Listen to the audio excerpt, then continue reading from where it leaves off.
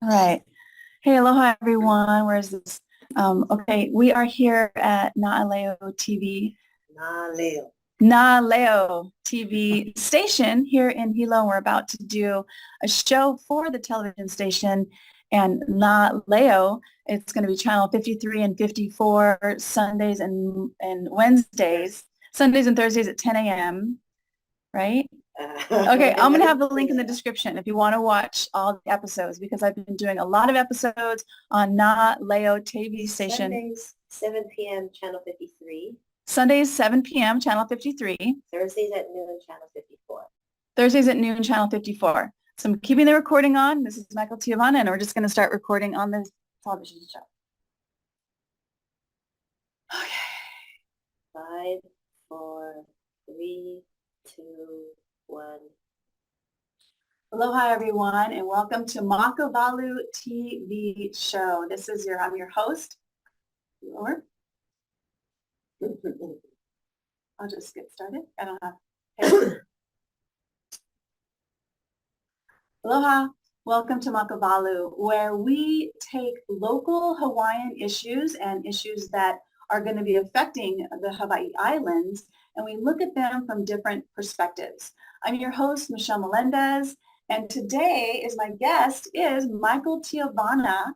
He is a local guy. He's been here on Big Island since 1978, and he's been a farmer since he was about 8 years old, and he's been farming the Hamakua Coast for a number of years now. So, Michael, thank you so much for joining me. My pleasure. Today we have a very special topic. It's called the Codex Alimentarius. This is something that is not only going to affect the Hawaii Islands and all the farmers, but it's affecting people around the world. And we're going to be talking about what it is, what to look for, and what we can do about it, because I'm all about actions. If you want to learn more about the actions that I'm helping the people take here on Big Island and the other islands, you can always go to standtogetherhawaii.com, standtogetherhawaii.com. So, Michael, let's just start with just a little bit about your background, because you have been in the freedom activism movement for a very long time. I mean, you were one of the first people at one of the rainbow gatherings. You heard from one of the Hopi elders about the Hopi prophecy that is actually happening right now. We'll talk about that toward the end. But what got you started in this activism movement, especially in regards to food? Okay, food and freedom kind of go hand in hand. And I was in college and I was in the peace movement. So I went to the anti-Vietnam demonstrations and I saw the brutality of the police on the people and how it got reported were two different stories. And that's when I started to question what I was reading in the newspaper and hearing on TV wasn't what I was seeing. Two different stories. So I started to question things then. And then the food movement picked up with the counterculture of the 60s. We had granola. We had something besides the white bread. We had all kinds of whole grain breads. It was great. It was a great movement. The protests continued, and we felt like we took down a President Nixon. So we won that victory, and we got the Freedom of Information Act, which is still used today. That was a huge win for the people back then.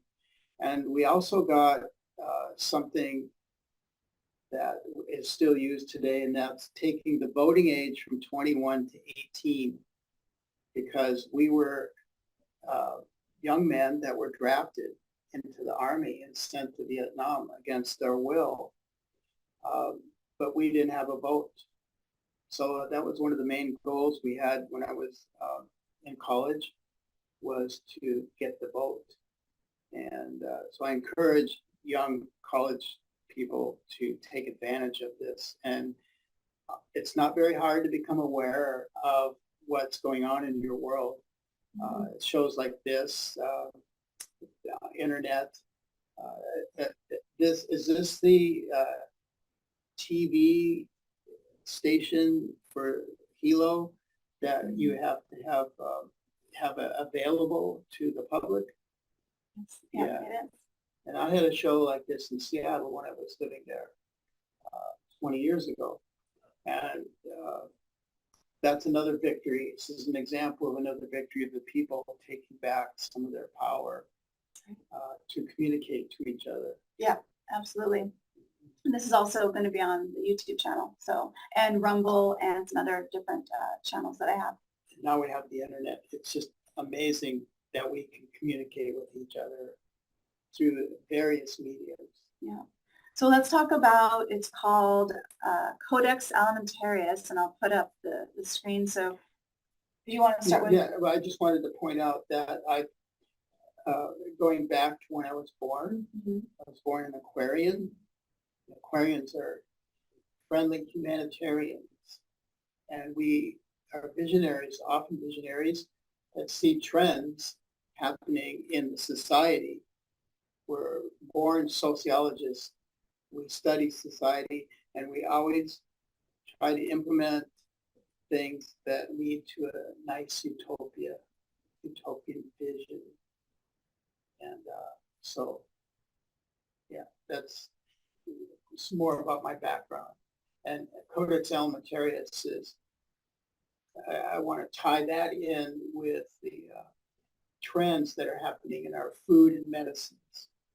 So what was your biggest concern with the Codex Alimentarius? Let's actually pull that up so you can discuss what the story is or the narrative that they want us to believe about this, because it's always frilly and it's always, oh, this looks so great. Codex Alimentarius International Food Standards. Congratulations on a successful World Food Safety Day. It's always about safety, always about protecting yourself, because when people are afraid, you can actually get them to do just about anything.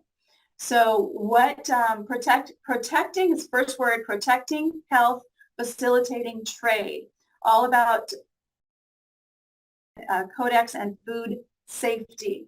So it's always about safety, always about protecting you and your family. And what would you like to share first? I guess it would be. And before I say that, I want to say this is Food and Agriculture Organization of the United Nations and World Health Organization. So it's very important for us to know the organizations that are putting this forward because they also have different agendas that we can actually talk about a little bit later. So you get food and agriculture tied together with the World Health Organizations, and you put those two together.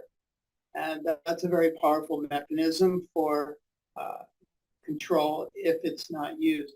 These are organizations without oversight. These are organizations that control our daily lives, and there's nobody to keep them honest. Mm-hmm. And they're not elected people. They're actually they're not elected people. Yeah. They're appointed, and they're usually appointed by their donors. And this is the exact way that what was that guy's name back 100 years ago? Rocky, the Rockefeller guy. Yeah, and he started putting money into universities if they would teach a certain type of medicine, which is now called the allopathic medicine. And his medicine was taking over the naturopathic medicine, which was the medicine we've had for centuries. And the same thing is happening here with our food and medicine. Yeah, so what he's talking about is he's saying Rockefeller actually created the medical school system. He had back in the, what was it, the 50s? Well, 1912. Oh, 1912, even before that, because of the petroleum drug industry. And the petroleum drugs, he found that what he wanted to do was he wanted to create a school that where doctors would actually basically, I hate to say this, but be drug pushers, because they were promoting these. They were the pitchmen. petroleum drugs, which are not really, really very healthy for the body. And he pushed out, he made it seem like all the people who had natural medicine were quacks. It was a big propaganda through the media at that time, newspapers and television, and I don't know about television at that time, but newspapers, that the natural medicine wasn't as good as these petroleum drugs. And that is why he did create the medical school system. And so that's where it kind of started from there. But so that educates the people to this new kind of medicine, and then they expand that out to the World Health Organization, and you have wealthy people like Bill Gates contributing hundreds of millions of dollars to the World Health Organization. So he controls the people that are appointed to that organization, such as the president of the World Health Organization. And so Bill and his friends at the World Economic Forum have an opportunity to call pandemics, set the rules when a pandemic is called, and these are and what kind of medicines are used. So we weren't allowed to use ivermectin. We weren't allowed to use the anti-malarial hydrochloroquine, which is something you can make. We actually made it at the farm. With the peels, grapefruit and oranges. Yeah, and so they took the natural remedies away from the people and gave us these remedies that are very destructive, like remdesivir is the only medicine that you can use in a hospital for usually by day 9, people are not going to be around to day 10. A doctor actually told me that they call remdesivir death is near. That was from a doctor who stated that to me. He was one of the frontline doctors who came and did a tour with four of the Hawaii Islands, and also here on Hilo and in Kona side, and he actually stated that to me. So I don't want to put down the Trumpster, but he became the poster child of death is near, because in Messiah-like fashion, he got on Friday, and at that time, half the Democrats and a lot of people in this country believe that if you get COVID, you're going to die. So everybody's praying for the president. He was pretty much dead all weekend. Monday, he's okay. He comes back to life, and what his first words out of his mouth is, "It was the remdesivir that saved me." That's right, I remember that. So he became the poster child for a deadly medicine. And I'm just saying this because they control the narrative very well. And that's what this website is doing. They're controlling the narrative, saying, wow, food is safe. Well, what do you mean food is safe? These are the same people that promote GMO food, that give us big bloated guts. And all food is toxic until you digest it. But if it's GMO, your body goes, what is going on here? And it can't digest it, and it just starts packing it away on your body, and your gut is swelling up, and you're not getting nutrition anymore. Yeah. So that's just one example of the hypocrisy of these organizations and who's really behind them, what's their agenda.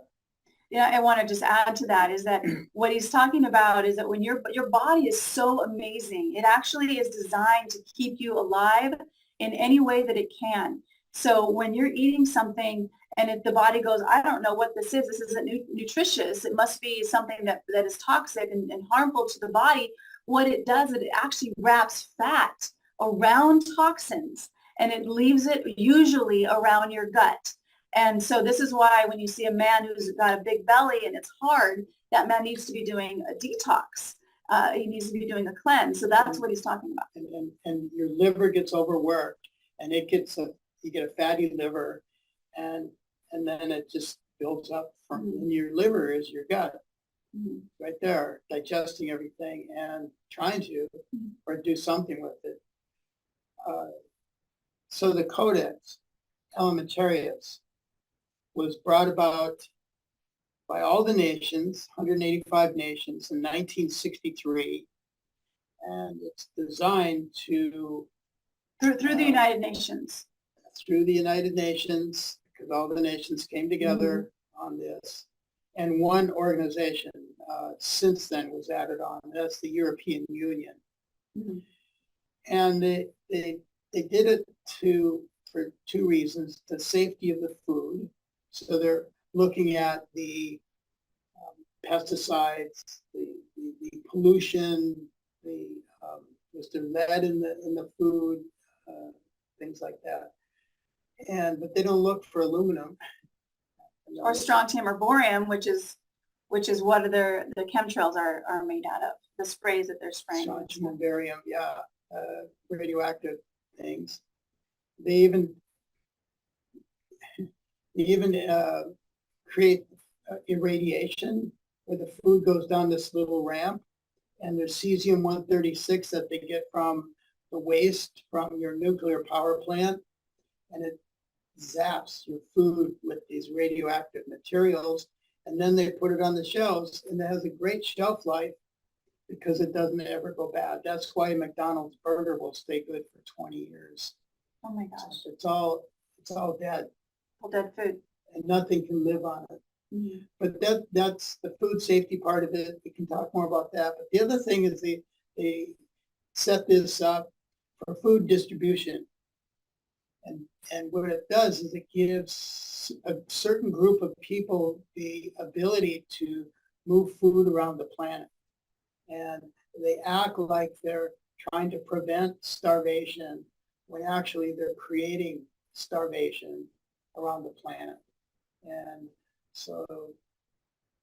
And how are they doing that? Is it through, because the food is not nutritious and the body's not going to get what it needs, but. Also a big word here is trade. And so you take a country like Ethiopia, which was and still is a food exporting country. And you go in and you change the politics, the rulership, the laws of the country, and you do this through predatory loans. The World Bank, the IMF, create a loan for Ethiopia. Ethiopia needs $50 million to build out its infrastructure.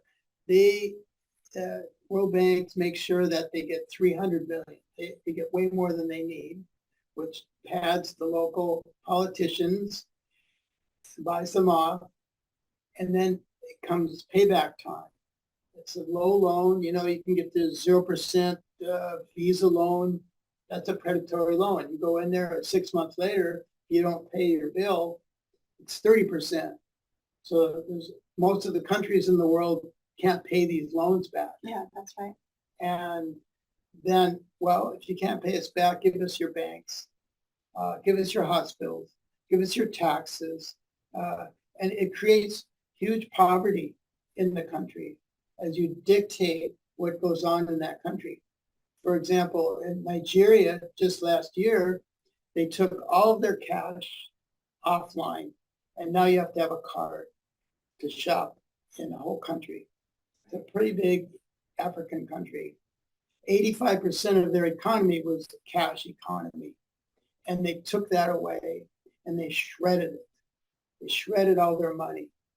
And now you got 85% of the country scrambling for food.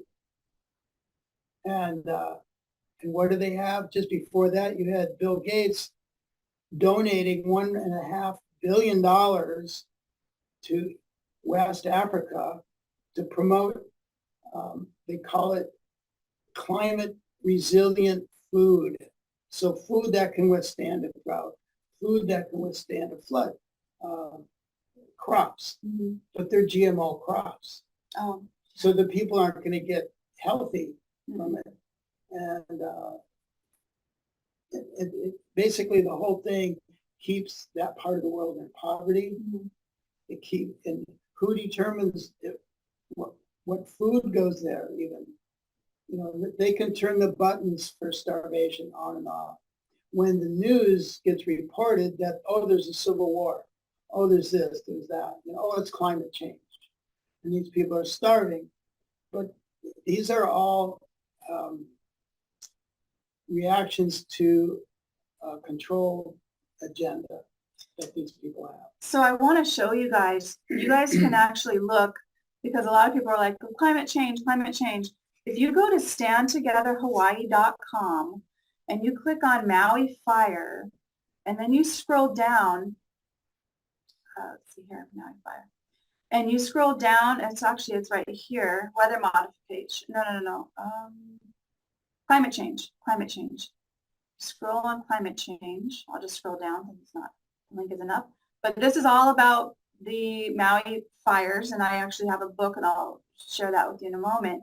But if you scroll down to climate change, you will see numerous geologists, meteorologists, climatologists saying there's no climate emergency. Climate change happens every single day, but there's no climate emergency. In fact, you can look at this. This is the Weather Channel. John Coleman, he founded the Weather Channel. He was the first meteorologist on Good Morning America in the 1970s. He won one of the first meteorologist awards. I think that was in the 80s. This is a 50-year as a meteorologist and climatologist, Professor David Dilley, who talks about the Milankovitch cycle, and it shows that the sun was closest to the earth 800 years ago, and we're actually moving into a cooling phase. And then we also have Dr. Greg Braden, and he's talking, and John L. Peterson. They're talking about CO2, so they want to do a whole carbon footprint because there's too much carbon. Do you know we are close to actually being in danger of not enough carbon? Because carbon dioxide actually feeds the plants, not feeds the plants, it gives them the air that they breathe, and then in return, they release the oxygen we breathe. If the plants die because there's not enough CO2, we will die. And we are very dangerously close to not having enough CO2 versus too much CO2. The Cretaceous period back in prehistoric times was a time that had, I think it was over 100% CO2 than we have now. And the plants were huge. They were ginormous. They were giant plants because the CO2 was so much that they had enough to breathe, and they were releasing oxygen onto the planet. It was a very, very hugely thriving time for vegetation at that time. And this is actually a professor here of global warming, why you should not worry. He's a professor of climatology and meteorology, actually talks about why there's no danger. This right here, and I just want to finish this off and then come back to what we were talking about. This is actually a signed declaration by people, okay, there is no climate emergency, World Declaration. This is signed by scientists from all over the world, and you actually have to be a credentialed scientist. You can't just be a willy-nilly person that wants to sign this, but this is the climate, there's no climate emergency World Climate Declaration, 1,940 signatures from all over the world have signed this World Climate Declaration. So as much as these people, including the Hawaii governor, is stating that the Maui fires happened because of climate change and all these fires are happening because of climate change, it's not true. In fact, they state to believe the outcome of a climate model is to believe what the model makers have put in. This is precisely the problem of today's climate discussion, to which climate models are central. Climate science has degenerated into a discussion based on beliefs, not on sound self-critical science. Should not we free ourselves from the naive belief in immature climate models? It's assigned by people from all over the world, and you can actually see 1940 signatories.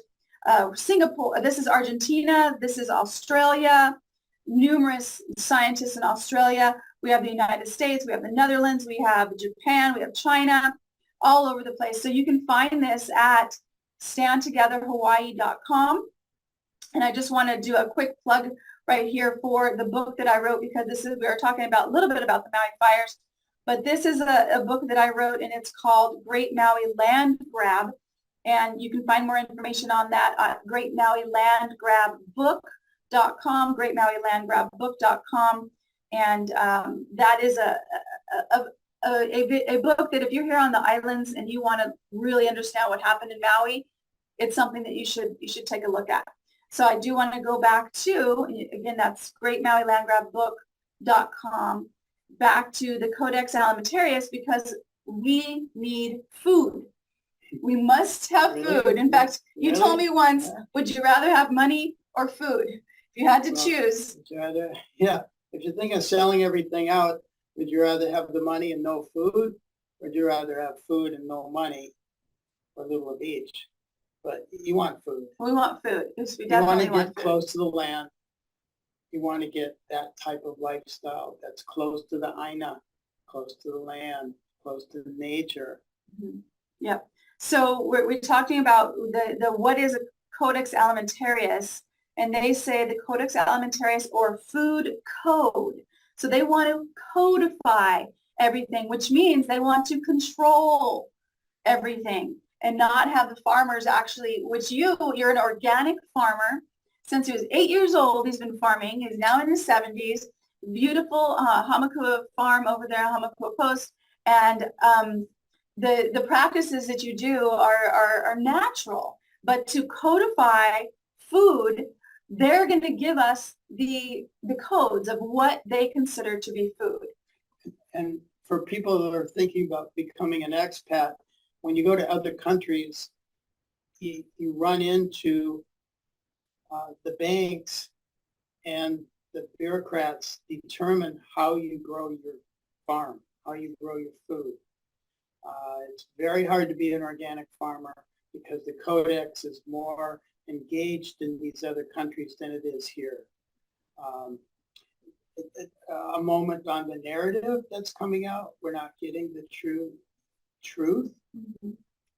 We're being, it's a game of smoke and mirrors, and you got to be able to see through the smoke and mirrors. So, for example, the effects of the Codex Alimentarius on your life and on our lives is palpable, more so in Europe than it is here.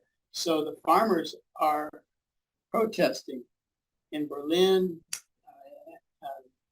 Netherlands, Paris, Italy.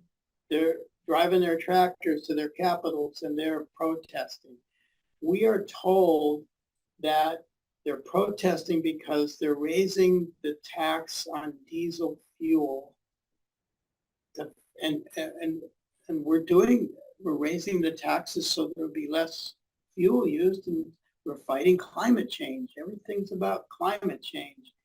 That's not why they're protesting. That's what we're getting in the news here. They're protesting because of the effects of Codex. Mm-hmm. And one of the things they're doing is they, in making your food legal and not legal, is they have, here in this country, it's just starting this year, but last year in Europe, you have to license all your animals, and you have to have the animal numbered. You have to pay a fee. And in Europe now, it's $10 a cow if you got cows, and you have to register this every year for every animal. And you have to pay this. And same thing for chickens. Same thing for all the livestock. And so, who is exempt from these licensing rules? Tyson chickens, all the big industrialized farms and ranches, they are exempt. The small farmers, the middle class farmers, they are being driven into poverty and out of business. And so what happens is, if you don't inject your cow with the spike protein, you don't get a license for that cow approved, and you can't sell your cow to the slaughterhouse. You have nowhere to sell it, and that kind of cuts you off from business. Then you got to start selling these things on your own, which is a big deal because you got to sell thousands of them at a time, and you do so illegally. See what I mean? Mm-hmm. So it's making people that are now, last year they were in business. This year, if they want to stay in business without injecting the spike protein into them and into our food chain, they'll be criminals. And they'll have to be underground. So watch for more and more of these ways, these trends that are happening, these ways to make us criminals in our own lives. In our own lives, with our own food, with our own farms. So one thing that we can do is stand together. That's why I created the website, standtogetherhawaii.com. You can go there, sign up for free. It's an email list where you will get an email when there's an action that we can take together that makes a difference here on the Hawaii Islands. So another area of misinformation and misguiding the people through the narrative is when our mayor, Mitch Roth, gave a talk just days after the Maui fire in Lahaina. He was up in Volcano, and the first words out of his mouth was, oh yeah, well, I guess there is climate change. I remember that. So everybody that was part of the agenda was wanting to connect the fire in Lahaina to climate change, the fires in California to climate change. So that they're punishing us with these engineered climate disasters, Mm-hmm. and then blaming it on climate change, which is a part of their agenda, so they can slip in this new world order. So it was interesting when when I first saw the Maui fires, I didn't want to speak out because I didn't want people to think I was being disrespectful. But when the governor of Hawaii went to the United Nations and spoke about the Maui fires being because of climate change, that's when I started speaking out, because that is a lie. That is a blatant lie. Why would a governor go to speak to the world leaders about a wildfire that happened? The agenda was because he wanted to say it was climate change. That is the whole reason for that. And let me just show you guys something. Again, I'm going back to standtogetherhawaii.com/Maui fires, or you just can click on Maui fires, because I want to show you guys that the government has had weather modification since the 1940s. Since the 1940s. Right after World War II. Right after World War II. This is a Weather Modification Act of 1976. This is an act that allows Congress to basically use tax dollars to fund weather modification, and they don't have to tell anybody. They actually was and this isn't coming up, so I want to share. Oh, here it is, coming up shortly here. Second here, because I also want to look at Popeye. This thing called Popeye.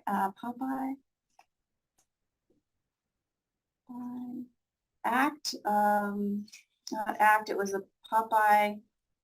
Okay, I can't remember what it was. About spinach? No.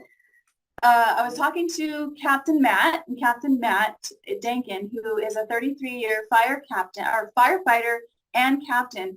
And he actually was telling me that it was a Popeye, it was something that happened where they seeded clouds so much that it rained and it flooded.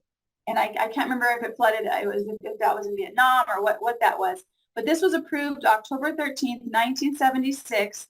And it is the S3383 National Weather Modification Policy Act of 1976.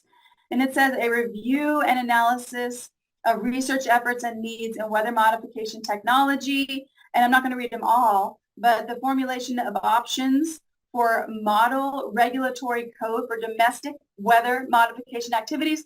This was in the 1976. That means they had this technology before the 70s, because the government, the Congress is actually now going to say, hey, let's use our tax dollars for this.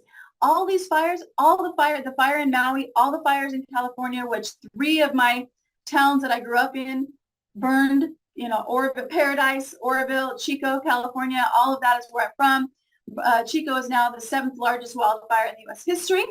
If they wanted those fires out, all they got to do is seed the clouds, and they can make it rain. And so I do want to show you one other thing here, because if you're like, Michelle, that's not true, they can't do that. Here's a weather modification projects by National Oceanic and Atmospheric Administration. Weather modification and activity performed with the intention of producing artificial changes in the composition, behavior, or dynamics of the atmosphere. And there's also a company, here it is here, this company that says people look up at the sky and they see potential, or they see clouds and we see potentials. Weather modification has a wide range of services to provide knowledge, data, equipment, capable of any phase in your project. And then the last thing I want to share is the apparatus, that the U.S. patent for an apparatus, method of apparatus for altering region of the Earth's atmosphere, ionosphere, or magnetosphere. They have this power, they have this ability right now. They could actually end all fires. They can actually even change the wind. So I don't know if you've gotten the book, Great Maui Land Grab, but in that book, it actually shows it. One person actually states how the fire went in all 4 directions and against the wind. How does a fire do that? So that is available again. You can check it out at greatmauifire.com, greatmauilandgrabbook.com. When looking at the protests, one of my favorite signs was a little 10-year-old girl with a sign that says, "Climate change is engineered." And that's the simple truth. They have the abilities, they have the patents, they've had them for quite some time. Mm-hmm. And in 1997, the head general of the Air Force was warning our country about weaponized weather. And weather warfare is what we're experiencing now. You just don't know it. We don't know what the Chinese and the Russians have and what we have or what any other country has. But I do know that what we have is a system of frequency propulsions that can create and engineer weather events, whether it's long-term like a drought or short-term like a rain bomb.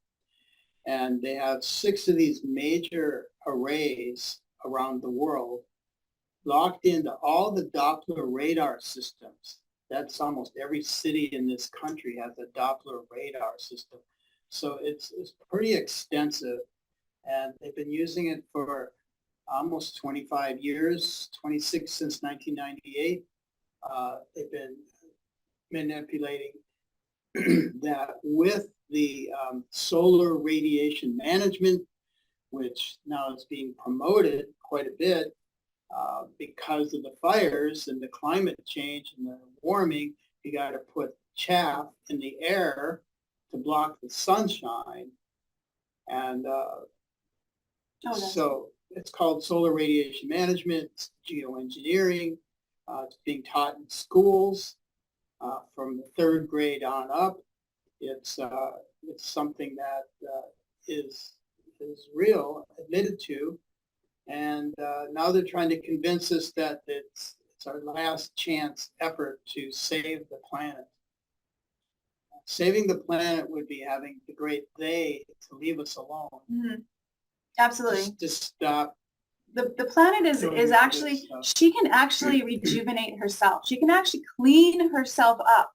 She's actually alive. This earth is alive. You know, when I walk around the farm and we see these plants growing and just the earth can actually rejuvenate herself if we just stop polluting. She'll clean herself up.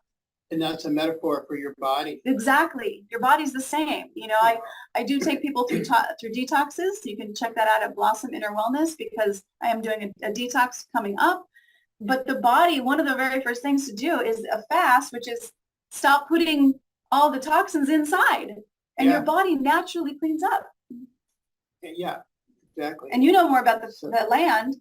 If you Well, okay, just one last picture about the body. If you look at a picture from a century ago, from the 1920s, people walking down the streets, nobody has a swollen gut. Everybody's got a flat belly. Everybody's healthy in that way. But because of the food that we've been eating for a generation now, you're going, what the heck's happening here? Especially the children. They're bloated. And yeah, even the children are bloated and they're overweight. And they say, well, just they're not getting enough exercise. They're on their phones too much and they're not exercising. No, it's the food they're eating. So if you're eating Cheetos, maybe start by eating half as many Cheetos. Get the smaller bag of Cheetos. Yeah, 2 things to take out of your diet are meat and sugar. You just work on those 2 things, you'll be a lot better off. Is the average American eats 150 pounds of sugar a year. That's a half a pound of sugar a day. It's in everything. GMO is in everything. The GMO are nano-sized particles, really hard for the body to get rid of. So get close to your food source and go to your farmers markets. Get locally grown food that hasn't been non-organic. So as much as you can. Here's an interesting point. In 2006, Bush and his ministers changed the definition of the qualifications to be organic. After that, food only had to be 95% organic. The other 5% could be Roundup, could be heavy metals, could be all kinds of, that's more than enough to cover for the crap in your food.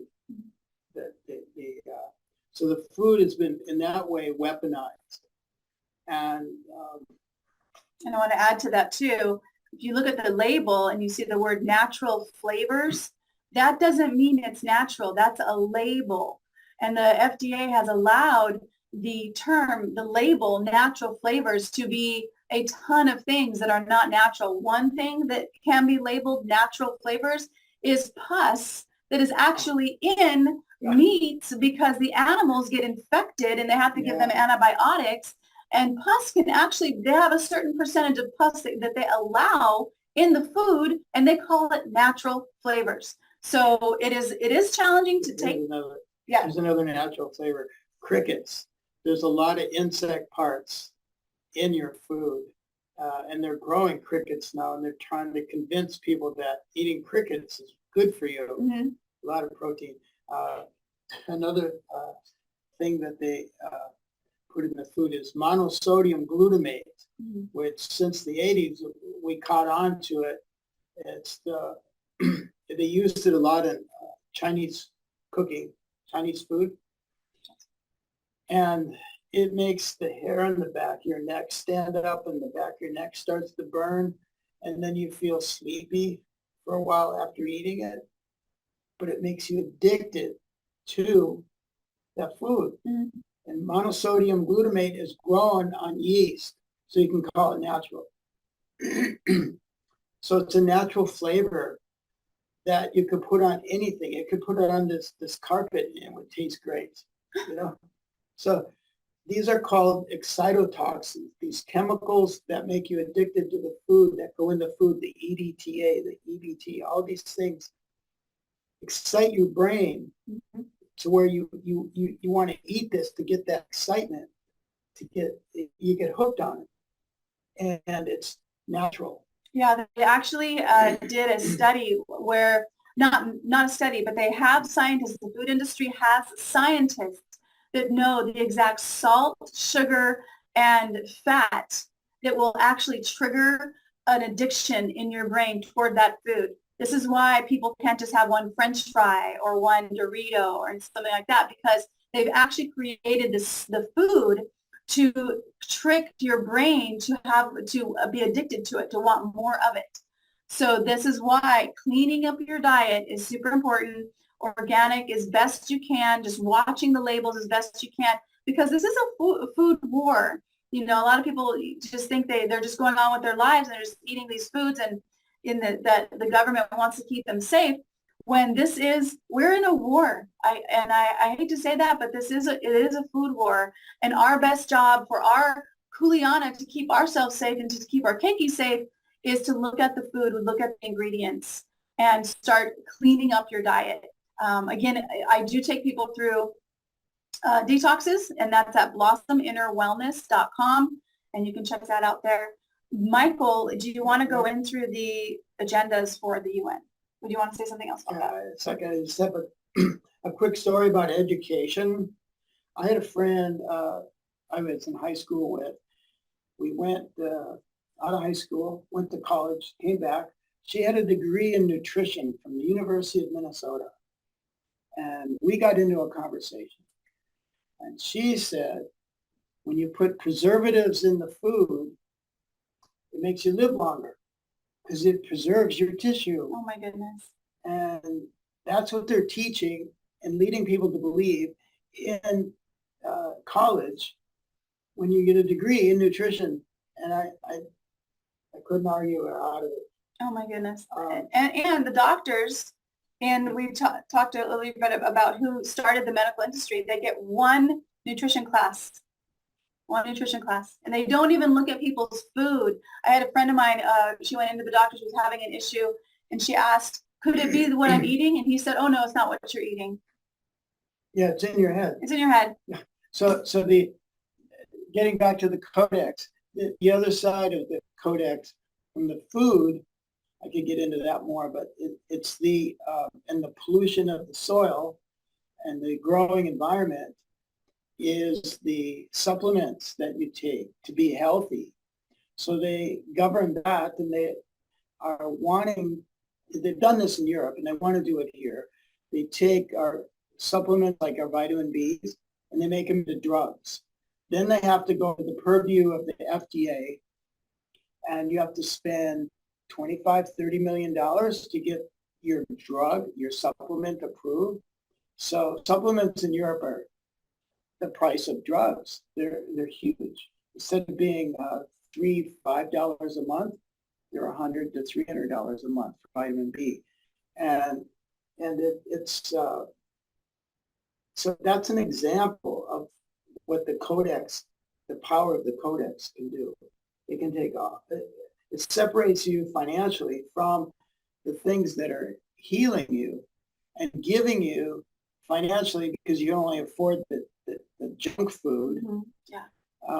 And they're driving you into eating junk food and away from eating organic food and supplements and food that has nutrition in it. Yes. So thank you for that. That's really true and really sad.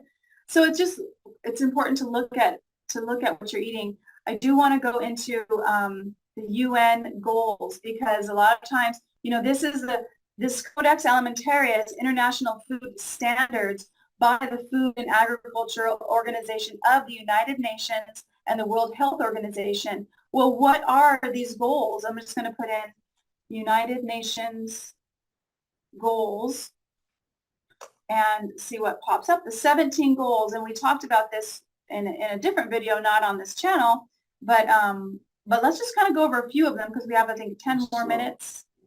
Sure. I want to go to, actually, sorry, here. Okay. They all are right there. Okay. So here's goal number 1, no poverty. Let me make the link. Yes. This is linked to the Great Reset from Klaus Schwab, Bill Gates, Harari, all these people that want to reset our society. And there's a lot of flowery language here. Their narrative is all about sustainability. It's all about equality, which is what the woke movement is. And so you can go over these very quickly and see how thick the smoke is on the smoke screen. It's a really big smoke screen. Their narrative. The no poverty. Okay, look at this beautiful little child. Of course, who doesn't want poverty? No poverty. We all want children and everybody to be able to eat from all over the world. That's true, but what does that really mean? No poverty. We were just talking about food and Codex and coding the food. Does that mean no poverty? Does that mean that they're only going to be able to eat GMO food? So right now we're fighting as farmers on the Big Island to stay in business. And they're coming down with new building codes from the UN starting in January that are international building codes, like one size fits all, that we don't apply here. But we have to, moving forward, we have to conform to these new codes. We have to abide by, they want to get rid of all the short-term visitors, no more bed and breakfast permits. So we protested, and the compromise is that if you're legal now for short-term visitation, and you're paying your taxes, you can continue on, but no more new Bed and breakfasts. bed and breakfast permits or any short-term resident, or you will be fined. And I do have to say, please join standtogetherhawaii.com, because we are going to be doing a lawsuit against them, because you can't, they're doing $2,000 fine for, not $2,000 fine, you have to show that you make $2,000. If you're 1 acre or if you're 20 acres, they're turning small farmers into businesses. You have to show that you want to say something? But they're tying themselves into your business, and they're applying certain red tape things. So this is what I'm saying about other countries that are ahead of us in this game. But you have to start abiding by their business practices and their farming practices, and what kind of seeds are you using, and so on. So, but what they're doing is they're driving the farmers out of business. They're making the saying, yeah, I was a farmer until I couldn't afford it anymore. They're making that more real. So it's making it harder to grow food unless you're a big time farmer and you get exemptions and you in line for grants and things. So they're separating the small farmer from the big farmer that has health benefits for their employees, and they're paying a minimum wage. Well, I'm sorry, but most of the farmers can't afford to hire people for $20, $30 an hour to pull weeds like the local billionaires can. And what we have then is poverty in the farm regions, because a lot of the farmers will have to rent out a room or two now and then, or house woofers and trade housing for labor and so on to be able to grow the food. So 25% of the food grown in the Hamakua coast goes to waste because it costs more to go out and harvest the food than they can sell it for. And we're talking these sweet potatoes that are being grown out there, the ginger, the turmeric, they're being grown by people that are imported from China and Vietnam, who work, for pennies on the dollar, where we need $15 or $20 an hour. Most people need just to survive, exist here, survive here. So there's a big, it's not encouraging economically. It's driving people into poverty, and they're trying to save poverty with their, no, it's not. With their agenda and their restrictions of what they want to do to the farmer. So again, join standtogetherhawaii.com, just get on the email list. Really important. Zero hunger, we just went over that. The Codex, the GMO foods, and what they're saying, oh, zero hunger, but now you get to eat bugs and you get to, so it's not what it's, like you said earlier, flowery language. Good health and good healthy lives, and promote well-being for all at all ages. What did we just go through? We just went through, we just had all these mandates. Mandates are not laws, you guys. The governor cannot create a law. Legislation has to come together. It has to go through a process. All of those mandates were suggestions. I fought some of those recommendations. I fought some of those mandates, and I had there was about 5 of my friends that got arrested for some of these mandates. They went to court, and all the mandates got dropped because they're not a law. So this is really important to know and to see that they want to say ensure healthy lives. What does that mean? What rules are they going to put on us, our regular people? What freedoms are they going to take away that they're saying, but this is going to ensure your healthy life? No, you don't get to do that. Anything you want to say about that one? Be healthy. Be healthy. There we go. And then you're wealthy. Health is wealth. Quality, ensure inclusive and equitable quality education and promote lifelong learning opportunities for all.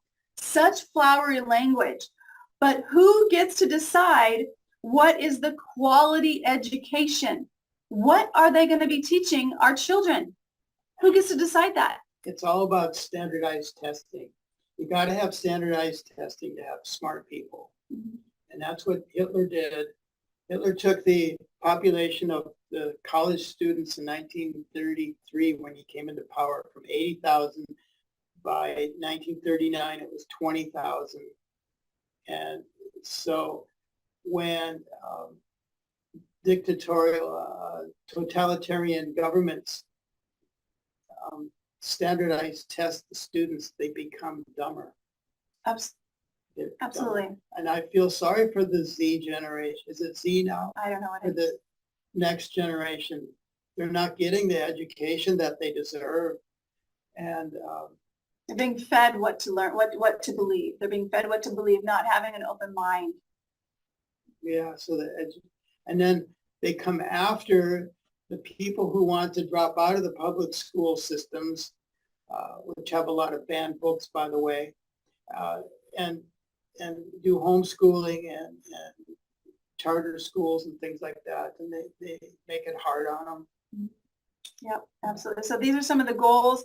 I want to do gender equality. Check this one out. Achieve gender equality and empower all women and girls. Empower all women and girls. Okay, it doesn't say empower all people or all men and women. All women and girls. That means these men who think that they're women, they're going to be empowered. So this is what this means, you guys. It doesn't go, oh yeah, let me empower my girl. There's like a transgender. I think it was in one of the local Hawaii schools. What does that do to a little girl who was competing against a little girl in a sport? And I can't remember what sport it was, but what does that do to an actual female body girl, compared to, gender equality, transgender this, transgender that, but what about the actual girls that have to deal with this? So tying that into the food, these chemicals and things that we're talking about, especially the bovine growth hormone and all your dairy products, it's in cheese and your milk and everything like that. Mm-hmm. These are hormone disruptors.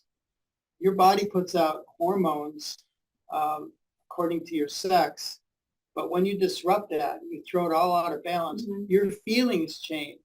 When your hormones get disrupted, you don't know who you are, you don't know how you feel. My neighbor, my very next door neighbor, son, when he was 18, became a woman.